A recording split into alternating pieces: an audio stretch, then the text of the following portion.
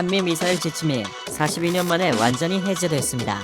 미사일 지침 종류에 따라 한국은 탄도미사일 개발에 있어 최대 사거리와 탄도 중량 제한이 모두 해제돼 미사일 주권을 확보하게 되는데요. 문재인 대통령은 21일 현지 시간 백악관에서 열린 조 바이든 미국 대통령과의 첫 정상회담 직후 공동 기자회견에서 기쁜 마음으로 한미 미사일 지침 종료 사실을 전한다며 이같이 밝혔는데요. 한미 미사일 지침은 우리나라와 미국 정부가 지난 1979년 처음 체결합니다. 당시 미국은 탄도미사일 개발에 필요한 기술은 이전 합의 우리 탄도미사일의 사거리와 탄도 중량을 각각 180km와 500kg으로 제한합니다. 박정희 대통령 시절 무기 국산화에 관심이 많았지만 당시 기술력으로 미사일은 첨단 무기로 한국의 기술력으로 만들기는 힘들었는데요. 당시 대한민국 정부는 미국에게 랜스 지대지 로켓 판매를 요청했으나 당시 미국 대통령 지미 카터는 이를 거절합니다.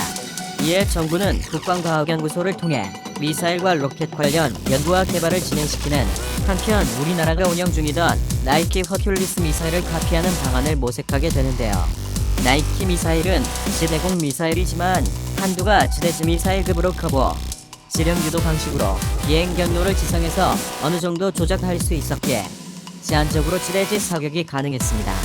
이 나이키 미사일을 국산화하는 한편 지대지 성능을 좀 더 개량하는 사업이 배꼽 미사일 사업이었는데요. 배꼽 미사일은 1970년대 중후반 실제로 발사 시험에 성공하는 등 상당한 진척을 보였습니다. 이런 한국의 계획을 눈치챈 미국이 강한 불만을 표시하였고 개발 중지를 요구하는데요. 당시 미국은 한국이 미사일을 개발해봐야 정확도가 없어 실패할 것을 예상했지만 대놓고 공개 발사까지 감행하며 심지어 높은 명중률까지 미국으로서는 경악할 수밖에 없었는데요. 그도 그럴 것이 당시 ICBM 핵무기를 개발하고 일단은 정황까지 포착된 대한민국이었으니 미국이 경악하는 건 당연한 일이었습니다.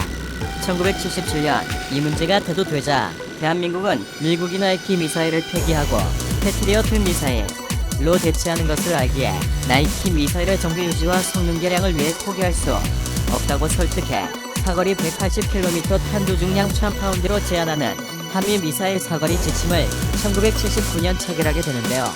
당시 배꼽은 날릴 수 있는 사거리가 그 정도밖에 되지 않았고 그 이상의 기술이 없었기에 그 정도 선에서 합의하게 됩니다. 당시 미사일 협정 체결 후 한국 연구원들은 레드스톤 미육군 미사일 연구소에서 연수하고 미국 측 LPC 고체 추진제 제조 공장을 인수하며 미사일 개발의 기본과 체계를 익힐 수 있었습니다. 이렇게 몇 차례 발사도 성공하는 등 진척되어가던 백홈 사업은 박정희 대통령의 사망과 전두환 정권 출범 이후 사업 자체를 취소하며 대한민국의 미사일 개발은 뒤처지게 되는데요. 전두환 정권은 아용산 테러 참사 이후 북한에 대한 지대지 미사일이 없다는 사실에 통탄하며 백곰의 후속 계획 일부를 재추진 현무지대지 미사일이 탄생하게 됩니다. 이런 미사일 지침은 북한의 핵미사일 위협이 커지면서 미사일 지침은 서서히 완화되어 가는데요. 한미 양국은 2001년과 12년, 17년, 20년 등 모두 4차례에 걸쳐 지침을 개정했다. 그 결과 현재 우리나라가 개발하는 탄도미사일은 최대 사거리만 800km로 제한돼 있을 뿐 탄도 중량엔 제한이 없게 됐습니다. 특히 2020년 지침 개정 때 우주발사체에 대한 고체 연료 사용 제한이 해제돼 실질적으로 대륙간 탄도미사일 ICBM 기술 개발이 가능해졌다는 평가도 나왔습니다. 이날 한미 미사일 지침 왕전 해제에 따라 우리나라도 사거리 1000km 이상의 중거리 탄도미사일을 독자적으로 개발, 배치할 수 있게 됐습니다. 대북 대응용 무기를 넘어 중국, 일본 등 동북아 전역이 사정거리에 들어오는 미사일 능력을 갖출 토대가 마련된 것인데요. 이 같은 소식에 중공의 시진핑은 졸도하게 생겼는데요. 일각선 이번 한미 미사일 지침 종료를 두고 한미 간의 이해관계가 맞아떨어졌다는 관측이 나오고 있습니다. 미국은 중국 견제를, 우리나라는 자주국방을 이유로 미사일 지침 해제의 마음을 모았다는 이야기입니다. 미 정부는 도널드 트럼프 전 대통령 재임 시절부터 중국 견제를 위해 동아시아 지역에 미사일망을 구축하는 방안을 검토해온 것으로 알려져 있는데요. 바이든 정부도 주일 미군 기지를 미국의 중거리 미사일 배치 장소로 거론해 왔는데요. 다만 미국이 주한미군 기지에도 미사일 배치를 고려하고 있다는 이야기가 나오자 중공과 시진핑이 환장하면 알 수 있는 상황인데요. 중공은 미국이 미사일 배치를 강행할 경우 절대로 좌시하지 않겠다. 며 양아치 같은 협박을 이어갔는데요. 반드시 모든 필요한 조치를 통해 반격하겠다는 입장을 내놓은 상황입니다. 국내 양아치 형아도 이런 협박은 안 하지만 중공은 다르죠.